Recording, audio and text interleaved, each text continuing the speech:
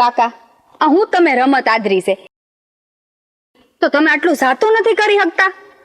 અરે હું જાતું હું કામે કરું? હું મારા હકનું તો કાંઈ જવા જ નહીં દઉં. જે પરિણામ આવું એ આવે. કાકા તમને દીકરી નથી આપી ને એટલે તમે દીકરીનું દુઃખ નહીં સમજી શકો. હા અરે દીકરીનું દુઃખ તો બધાને ખબર પડે, પણ કાંઈ કોઈ અન્યાય કરવા આવે તો એને જાતું કરી દેવાનું.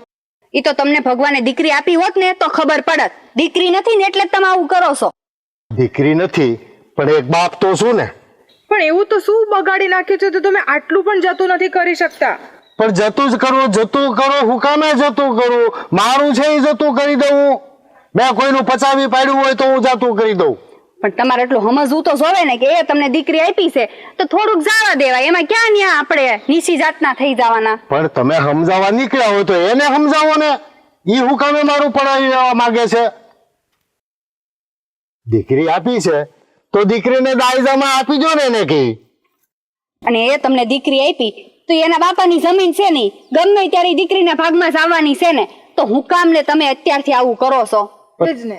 તમે બી મને સમજાવો છો તો એને કેમ નથી કહેતા કે ભાઈ થોડી ઘણી જમીન એના ઘરમાં રહે તો તમારી દીકરીને જ ખાવાની છે ને? પણ કાકા એમાં એનો વાંક નથી, એ બરાબર જ છે. તમારે સમજવું જોવે કે દીકરી આપે છે તો હમણાં હું થોડુંક ઢીલું મોકલાવ. એ સામેથી જમીન દીકરીના નામે કરશે તો બધું પછી તમારા દીકરાનું જ છે ને. એ સામેથી જમીન કરવાના છે, તને ખબર છે? હા તે સોડીના નામે જમીન તો આવશે જ તે ને. આપણામાં તને ખબર છે ને કે સોડીનો ભાગ કોઈ દી નીકળતો નથી જમીનમાં. તો અટાણે એને દાયજામાં આપી એમ સમજી અને એ જમીન જાતી કરવી જોઈએ. હું તો એમ કઉ છું. તમે સાતું કરો છો તો એ ક્યાંથી સાતું કરવાના? હવે તમારે છોકરી હોત તમે એને પવણાવત તો તમારે જમીન ન આપવી પડે. એ સોડી તને કઈ ખબર પડે? કોઈ દી દીકરાનો બાપ એના વેવાઈને જમીન આપે કે દાખલો સાંભળ્યો છે?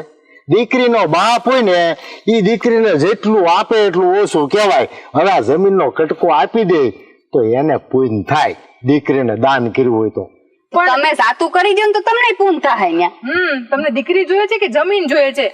અરે દીપડાને નિરણ નો ખવડાવાય, ગાયને ખવડાવાય તો પૂન થાય. દીપડાને ખવડાવે પૂન ન થાય. મન નથી લાગતું કાકા સમજે એમ. એ બાયટા પાર કરશે જમીન હાટું થઈને. જો વ્યવહાર બારી વાત હું કાંઈ સ્વીકારી નહીં. જે વ્યવહારની વાત લઈને તમે નહીં, નાનું છોકરું આવે ને તોય હું સમજી જાય, પણ વ્યવહાર બારું કાંઈ નહીં કરવું. ઈ તમે જમીન હાટું આ શેઠા હાટું બાંધશો ને તો દીકરી નહીં આપે, તમારો છોકરો ને વાંઢો રહી જાય. એ જ. અરે મારા દીકરાને વરાવવો હોય ને તો 70 માર્ગ આવ્યો તો એવી કઈ મને બીક નહીં દેતા કે તમારે વ્યવહાર તૂટી જાય કે દીકરી નહીં દે ધમકી મન નહીં દેતા. કાકા જમીનનું રહ્યું તો તમે બધા હાથે આવી રીતે જમીનના બાંધવા માટે રહેશો? હું કોની અરે બાજુ ગામમાં ક્યાંય દાખલો હોય તો મને લાય. અને અમે તમને ધમકી ન આપતા. આવું વેમમાં ન ફરવું. મારા દીકરાને 70 માગ આવે તો થઈ જાય. આ કરોડપતિના છોકરા એમનામ રહી ગયા છે, ખબર છે ને? જો છોડ્યું તમને બેને હાચી વાત કહી દઉં ને તો તમને બેને વ્યવહારિક ભાન નથી કાંઈ. તમને કાંઈ ખબર નથી પડતી કે દીકરાનો બાપ દાન કરે કે દીકરીનો બાપ દાન કરે. અમને છે ને બોલવા દે, તું મને બોલવા દે. અમને બધી ભાન પડે છે કે કોના બાપ દાન કરે કોના ન કરે. એટલે તમને સમજાય છીએ કે જમીનના ટુકડા હાટું હું કામ વ્યવહાર બગાડો છો? છોડ્યું તમારે શીરામાં ખબર વધારે થઈ ગયું છે કે પેટમાં ખાધેલું પચતું નથી? તમારી પાસે પસાવા આવ્યું છો? પસાવા નથી આવ્યા, તમને સમજાવવા આવ્યા છીએ. સમજો તો તમારા હારા માટે, નકર અમારે હું હે ને. બહુ સમજાવો લે.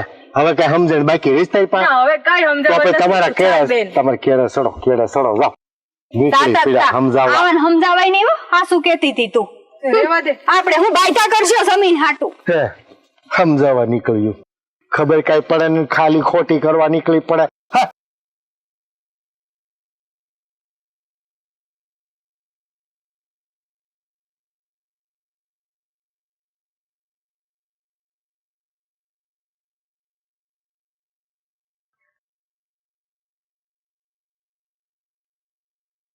પાછો ફરી જા કેશવ.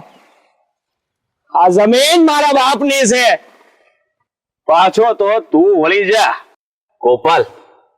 આ જમીન છે ને લખાણ પ્રમાણે અમારી છે. મારા બાપ દાદા વખતની આ હેઠાની જમીન અમે જ ખેડતા આવ્યા છીએ. એટલે કાયદેસર જોઈ ને ભાઈ, તો આ જમીન અમારા હકની છે. સીધી રીતે નીકળી જાય અહીંયાથી બહાર. એટલે તું મને ધમકી આપે છે? હે, દાટી મારે છે?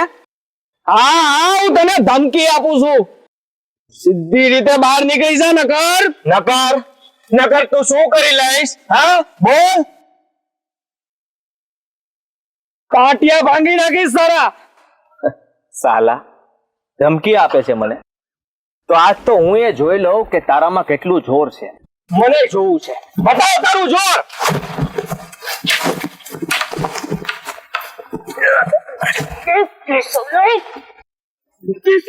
અરે તો તું જો લેજે ગોપલા.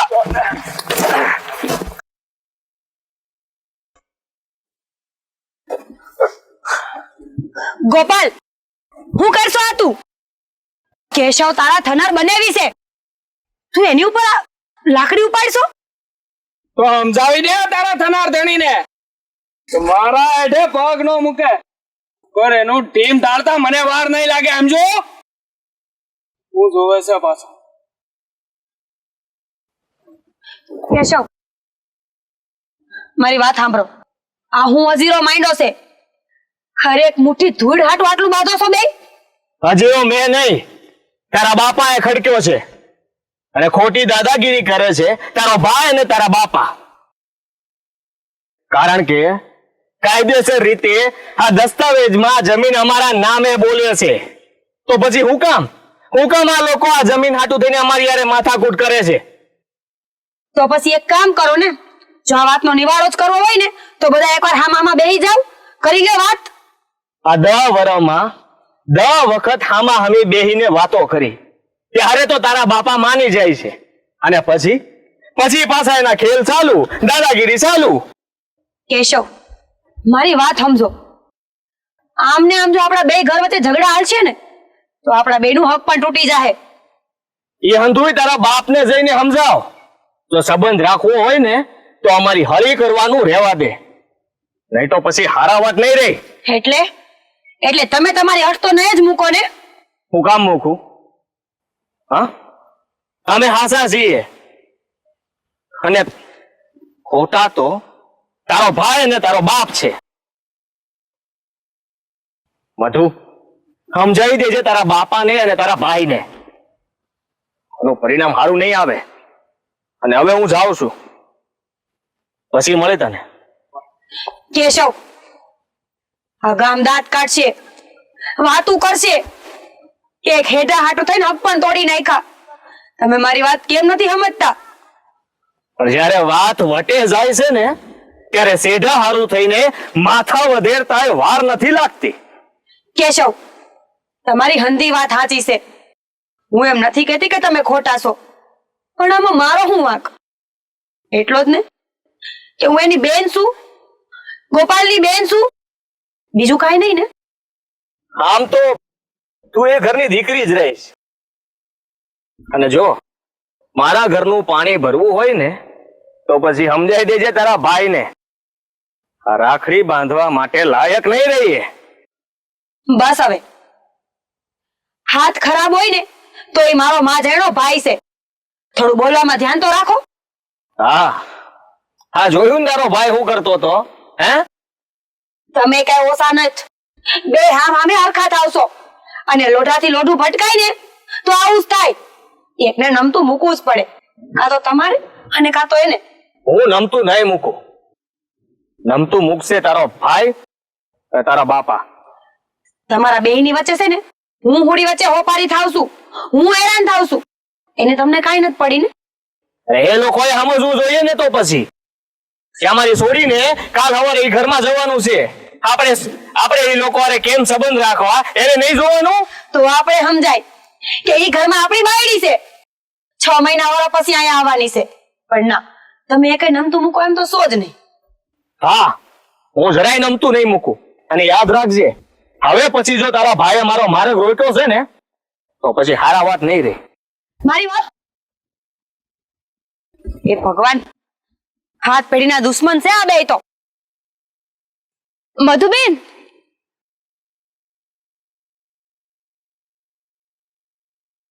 શું થયું છે? આ મોઢું ચડાઈને ક્યાં જાવ છો? ગોપી, તને તો ખબર છે ને આ જમીનના ડખા. હું કંટાળી ગઈ છું. નથી કેશવ સમજતા કે નથી ગોપાલ સમજતો. મારે શું કરવું? માર છે ને તમને કેટલાય દિવસથી કેવું તું કે આ તમારો ભાઈ છે ને એને જરીક સમજાવો. આમને આમ તો છે ને તમારો શક પણ તૂટી જાહે. બેન મને એ જ વાતની બીક છે કે મારું હક પણ તૂટી જાય, પણ મારા બાપુને મારો ભાઈ સમજવા રાજી જ નથી ને. મને તો એમ નથી સમજાતું કે એ લોકો જો એકવાર માની જાય ને તો તમારું શક પણ બસી જાય અને ગામમાં છે ને ઇજ્જત રહી જાહે. નહીં તો આ શક પણ તૂટી ગયું તો કેવી વાતો કરશે ગામમાં. મને હંધી ખબર છે બેન, પણ હું શું કરું? એ એકે મારી વાત માનવા રાજી જ નથી. અટાણ સુધી કેશવે નમતું જોઈ ખુશે, પણ આજ તો એ કહીને ગયા છે કે હવે ગોપાલ આવું કરશે ને તો હવે એ નમતું નહીં જોખે. પણ આજકાલનું થોડી છે, કેટલાય વર્ષોથી હાયલું આવ્યું છે અને હજુ સુધી છે ને આનું સમાધાન નથી થયું. એનું સમાધાન તો તય થાય ને, છે બેમાંથી એક નમતું મૂકે, પણ નહીં. એક શેર છે તો બીજું સવા શેર છે, શું કરવાનું? હા હું માનું છું કે આ તારો ભાઈ છે ને એ ખોટો છે, પણ આપણે શું કરી શકીએ? આમાં તો હું કાંઈ ન બોલી શકું. ગોપી તું હું કામ ન બોલી હગે? તું મારા ખાતર એકવાર વાત તો કરીને જો. બની શકે કે તારી વાત માની લે. જો મતું મારા સમજાવવાથી તારો ભાઈ સમજી જતો હોત ને તો મેં સમજાઈ દીધું હોત, પણ એ તો છે ને એકનો બે થવા માટે તૈયાર નથી. હાવ ખોટો છે મારો ભાઈ, ખબર છે કે એનો જ વાંક છે, પણ તોય એને કેશવારે બાંધવું છે, લપ કરવી છે. અને આમાં હું શું કરી શકું? મારે ગોપાલને કઈ કહેવાય નહીં ને. ગોપી તું કાંઈ ન બોલતી, નકર મારું હક પણ તૂટશે ને એ પેલા તારું હક પણ તૂટી જાય. અરે ગોપાલને તો બુદ્ધિ જેવો સાંટો જ નથી. મેં એમને છે ને 2-3 વાર કહેવાની કોશિશ કરી હતી, પણ એમને તો છે ને મને હાવ એવું કહી દીધું કે આ વિષયમાં તું બોલી છો ને તો આપણું શક પણ તૂટી જાય, એટલું યાદ રાખજે. ઈ લોકોને આપણા કરતા એનો હેઠો વધારે છે, મુઠ્ઠી એક ધૂળ વધારે છે, એટલે આપણું કોઈ દી નહીં માને. કોણ જાણે આનો અંત હું આવા થયો છે.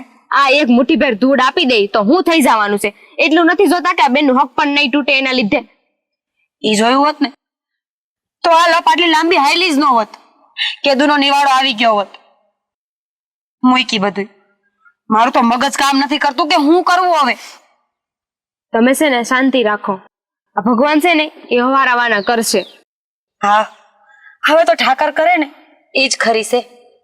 ગોપી આમ તો તું મારી થનાર ભાભી છો, પણ હું તને મારી બેન જેવી માનું છું, એટલે મન મૂકીને તારી હારે બધી વાત કરી શકું છું.